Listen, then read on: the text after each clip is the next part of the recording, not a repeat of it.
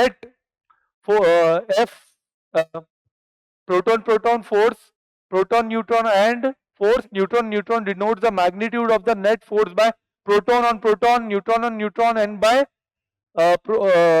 on a proton, neutron, and by neutron and neutron respectively, neglecting the gravitational force when the separation is 1 Fermi. भाई देखिए, for 1 Fermi जो आपके पास है, this is of order 10 to the power minus 15 metre, ये काफी छोटा हो जाता है, ठीक है। और छोटा हो गया तो यहां पर क्या होता है कि हमारे पास न्यूक्लियस और फिर इलेक्ट्रॉन्स वगैरह हम बात करते हैं, और न्यूक्लियस में होता है न्यूट्रॉन्स प्लस प्रोटॉन्स। अब देखिए, अगर हम वैसे देखें रिपल्शन इलेक्ट्रोस्टैटिक फोर्स की टर्म्स में देखें तो प्रोटॉन एक दूसरे को रिपेल कर रहे हैं, तो ये न्यूक्लियस टूट जाना चाहिए। बट यहाँ पर इस ऑर्डर पर, इस छोटे ऑर्डर पर हमारे पास एक और फोर्स एग्जिस्ट करता है जिसको हम बोलते हैं न्यूक्लियर फोर्स।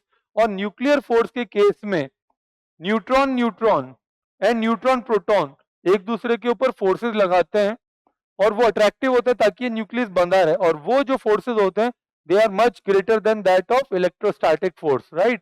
तो हम ये कह सकते हैं that in case of this only option, जब आपके पास force of between proton and neutron जो है वो प्रोटॉन एंड प्रोटॉन के इलेक्ट्रोस्टैटिक फोर्स से, ये वाला फोर्स क्या हो गया भैया, ये आपके पास हो जाएगा इलेक्ट्रोस्टैटिक, और ये क्या हो जाएगा, न्यूक्लियर फोर्स हो जाएगा। एंड एट 1 फर्मी ऑर्डर आपके पास जो F न्यूक्लियर होता है वो ज्यादा होता है F इलेक्ट्रोस्टैटिक से, ठीक है। इस वजह से क्या हो जाएगा आपके पास, ऑप्शन नंबर क्या हो गया, option number D is absolutely correct, right. So this was your question number 5th।